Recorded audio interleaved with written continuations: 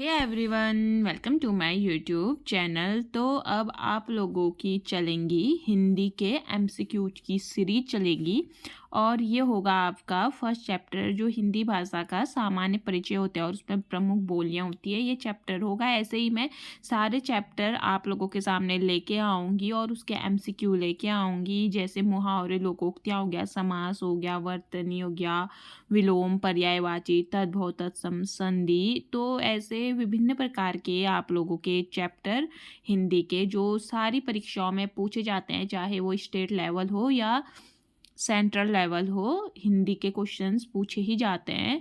तो सभी परीक्षाओं के लिए ये काफ़ी महत्वपूर्ण ये आप लोगों की सीरीज रहने वाली है। तो अब आज हम चलेंगे इसके फर्स्ट क्वेश्चन में, जो है हिंदी भाषा का सामान्य परिचय और प्रमुख बोलियां। जो चैप्टर है इसका ये पार्ट 1 होगा।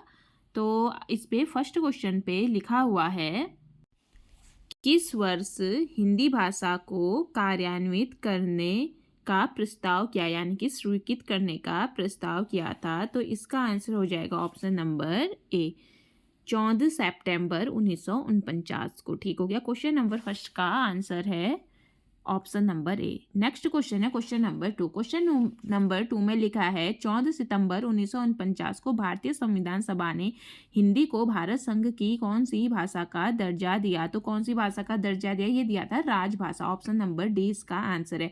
आप लोग देख सकते हैं, इस सब विगत वर्षों में पूछे गए प्रश्न है। ये इलाहाबाद हाईकोर्ट आरओ परीक्षा में 2016 में पूछा गया क्वेश्चन है। ये बहुत इंपॉर्टेंट सारे एमसीक्यूज हैं। अब चलते हैं next question, question number 3। Question number 3 में हिंदी दिवस की तिथि को मनाया जाता है। तो ये कब मनाया जाता है? ये मनाया जाता है ऑप्शन नंबर डी 14 सितंबर को। नेक्स्ट क्वेश्चन है क्वेश्चन नंबर 4। क्वेश्चन नंबर 4 में है, हिंदी भाषा किस लिपि में लिखी जाती है? तो ये लिखी जाती है आपकी देवनागरी लिपि में। ठीक है। अब चलते हैं नेक्स्ट क्वेश्चन, क्वेश्चन नंबर 5। एक मिनट। अब चलते हैं क्वेश्चन नंबर 5। क्वेश्चन नंबर 5 में पूछा है, संविधान के किस अनुच्छेद में हिंदी को राजभाषा तथा इसकी लिपि देवनागरी को स्वीकार किया गया? तो किस पे किया था? ये किया था 343। Option number C. फिफ्थ का आंसर हो जाएगा option number C. Next question है 6 में लिखा है, संविधान के अनुच्छेद 344A के अनुपालन में भारत के राष्ट्रपति ने राजभाषा आयोग का गठन किया था। तो ये कब किया था? ये किया था आपका ऑप्शन नंबर ए 1955 में। नेक्स्ट क्वेश्चन है 7 में है, हिंदी की आदि जननी क्या है? तो 7th का आंसर क्या हो जाएगा? ऑप्शन नंबर बी संस्कृत है। ठीक है। नेक्स्ट क्वेश्चन है 8th में लिखा हुआ है, लिपि की आवश्यकता होती है। तो ये होती है आपकी भाषा लिखने में। ऑप्शन नंबर सी इसका आंसर है। नेक्स्ट क्वेश्चन है 9th में है, देवनागरी लिपि का सर्वप्रथम प्रयोग कहाँ हुआ था? तो ये कहाँ हुआ था? तो इसका आंसर हो जाएगा ऑप्शन नंबर बी, जय भट्ट के शिलालेख में हुआ था। ठीक है। अब चलते हैं next question, question number 10। Question number 10 में, वर्तमान हिंदी किस लिपि में लिखी जाती है? तो ये किस में लिखी जाती है? देवनागरी में। ये आप लोग देख सकते हैं, KVS PGT परीक्षा 2017 में पूछा गया है। अब नेक्स्ट क्वेश्चन है क्वेश्चन नंबर 11। क्वेश्चन नंबर 11 में, भारत के संविधान में हिंदी को भारत की राजभाषा बताया गया है। ठीक है। तो बताया गया है। 11th का आंसर क्या हो जाएगा? पहले ऑप्शन देख लीजिए, option A, option B, option C, option D देख सकते हैं। तो 11th का आंसर जाएगा आपका 343 फर्स्ट पे 1 पे। ठीक है। अब चलते हैं next question, question number 12। Question number 12 है, हिंदी भाषा की उत्तराधिकारिणी है। तो ये है आपकी संस्कृत। ऑप्शन नंबर सी इसका आंसर हो जाएगा। अब चलते हैं next question, question number 13। Question number 13 में, भाषा की प्रमुख भाषाओं में हिंदी का स्थान है। तो 13 का आंसर हो जाएगा आपका ऑप्शन नंबर सी। कौन सा है? तीसरा है। ठीक है। अब चलते हैं next question, question number 14। Question number 14 में, भाषा लिखने के लिए प्रयुक्त चिन्हों के व्यवस्थित रूप को क्या कहते हैं? तो इसको लिपि बोला जाता है। नेक्स्ट क्वेश्चन है, ब्राह्मणी से किस लिपि की उत्पत्ति हुई है? तो किस लिपि की उत्पत्ति हुई है? ये हुई है देवनागरी की। नेक्स्ट क्वेश्चन है, हिंदी को विकास प्रदान करने वाली भाषा कौन सी है? तो ये कौन सी है? ये है आपकी अपभ्रंश है। ठीक है। नेक्स्ट क्वेश्चन है 17 में लिखा हुआ है, अवधि बोली किस अपभ्रंश से विकसित हुई है? तो ये किस अपभ्रंश से हुई है? ये हुई है अर्धमागधी से। नेक्स्ट है क्वेश्चन नंबर 18। क्वेश्चन नंबर 18 में है, हिंदी की मूल उत्पत्ति किससे मानी गई है? तो ये मानी गई है आपकी सौरसैनी अपभ्रंश। 18 का आंसर हो जाएगा option number C. Next question है 19 में लिखा हुआ है वाराणसी, गोरखपुर, आरा के मध्य कौन सी भाषा बोली जाती है? तो कौन सी बोली जाती है? ऑप्शन नंबर ए भोजपुरी बोली जाती है। ठीक है। नेक्स्ट क्वेश्चन है 20 में ब्रज भाषा का केंद्रीय क्षेत्र है तो कौन सा है? ये है आपका Mathura, option number A. Next है 21 में है बोली का क्षेत्र जब थोड़ा विकसित हो जाता है और उसमें साहित्य की रचना होने पर वह क्या बन जाती है? तो वो क्या बन जाती है? वो एक उपभाषा बन जाती है। अब चलते हैं नेक्स्ट क्वेश्चन 22 में लिखा है बुंदेली का क्षेत्र है तो क्या है बुंदेली का क्षेत्र? झांसी, जालौन और दतिया। ठीक है, यानी कि झांसी, जालौन, दतिया।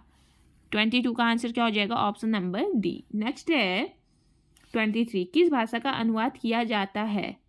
जिस भाषा का अनुवाद किया जाता है उसे कहते हैं, तो उसे क्या कहते हैं? उसे स्रोत भाषा कहते हैं। ऑप्शन नंबर डी इसका आंसर हो जाएगा। नेक्स्ट क्वेश्चन है 24 में पूछा गया है ब्रज हिंदी की किस उपभाषा के अंतर्गत है? तो यह है आपकी पश्चिमी हिंदी। नेक्स्ट है पूर्वी हिंदी क्षेत्र में कौन सी बोली नहीं बोली जाती है? तो 25 का आंसर हो जाएगा ऑप्शन नंबर डी जयपुरी।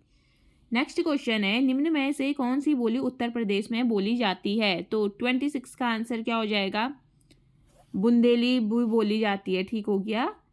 और कन्नौजी भी तो बोली, ठीक है, कन्नौजी भी बोली जाती है, दोनों ही बोली जाती है, बुंदेली भी और कन्नौजी भी। ठीक है, उत्तर प्रदेश में।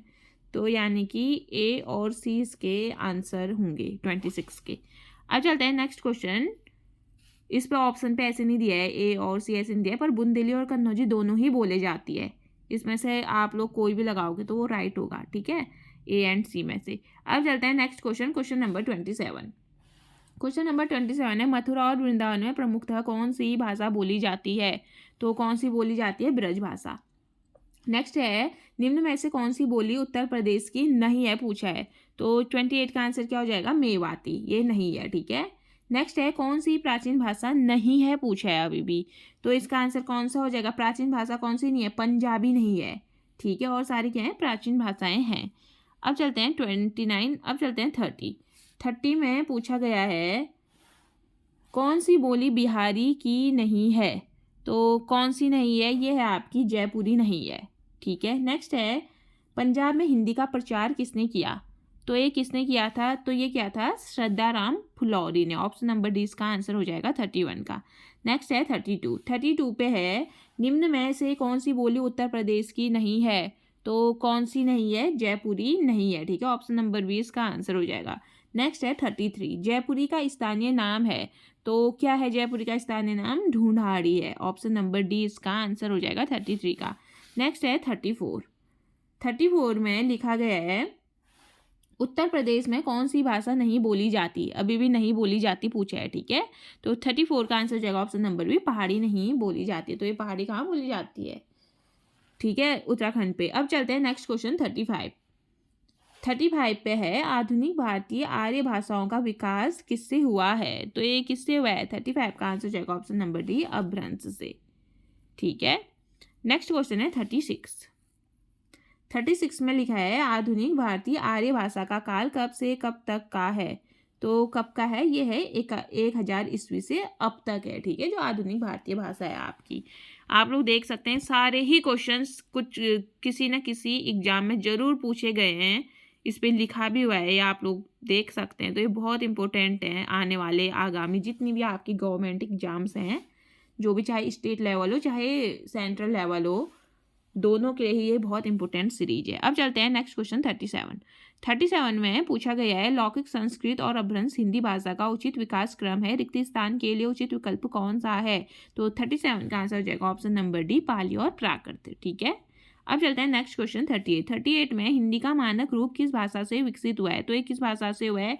ये हुआ है आपका खड़ी बोली से। ऑप्शन नंबर बी इसका आंसर हो जाएगा।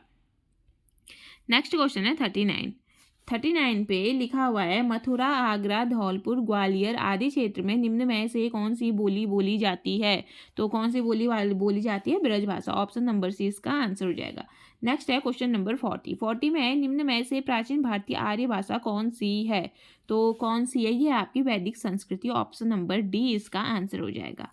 नेक्स्ट क्वेश्चन है 41 में पूछा गया है दिए गए विकल्पों में से द्रविड़ परिवार की भाषा कौन सी है? तो कौन सी है, ये आपकी कन्नड़, ऑप्शन नंबर सी इसका आंसर। नेक्स्ट क्वेश्चन है 42 में हाड़ौती बोली कहाँ बोली जाती है, तो ये कहाँ बोली जाती है, ये बोली जाती है राजस्थान में, ऑप्शन नंबर डी हो जाएगा 42 का। नेक्स्ट क्वेश्चन है 43 में है रागड़ी बोली कहाँ बोली जाती है, तो ये कहाँ बोली जाती है, ये बोली जाती है हरियाणा में, ऑप्शन नंबर डी इसका आंसर हो जाएगा। नेक्स्ट है 44 में है इनमें से कौन सी बोली मध्य प्रदेश की प्रमुख बोलियों में से नहीं है पूछा है, तो कौन सी नहीं है, ये आपकी बांगड़ू, ऑप्शन नंबर सी इसका आंसर हो जाएगा। नेक्स्ट है 45 में है बघेली बोली की क्षेत्र की बोली है, तो किस क्षेत्र की बोली है, ये है आपकी जबलपुर, ऑप्शन नंबर सी हो जाएगा 45 का आंसर। नेक्स्ट है 46 में पुरानी हिंदी, उर्दू और अंग्रेजी के मिश्रण से उत्पन्न नई जबान कौन सी है, तो कौन सी है, ये आपकी हिंदुस्तानी भाषा, ऑप्शन नंबर डी हो जाएगा 46 का आंसर। अब चलते हैं 47 में पूछा है पश्चिमी हिंदी की कितनी बोलियां हैं, तो कितनी बोलियां हैं, ये हैं 5, ऑप्शन नंबर डी इसका आंसर हो जाएगा 47 का। नेक्स्ट क्वेश्चन है 48 में किस सीमित क्षेत्र में बोली जाने वाली स्थानीय भाषा को कहते हैं, मतलब कि किसी सीमित क्षेत्र में बोली जाने वाली स्थानीय भाषा को बोलते हैं, तो क्या बोलते हैं, ये बोलते हैं आपका बोली, ठीक है, ऑप्शन नंबर सी इसका आंसर हो जाएगा। तो ये आज है आपके 48 क्वेश्चन, इससे आगे मैं अभी और क्वेश्चन इसके लेके आऊँगी वाले चैप्टर के MCQ जो भी प्रीवियस ईयर एग्जामों में आप लोगों से पूछे गए हैं, और ये सीरीज़ बहुत इंपॉर्टेंट रहेगी, और ये सीरीज अगर आपको पसंद आएगी तो मैं ऐसे ही कंटिन्यू रखूँगी।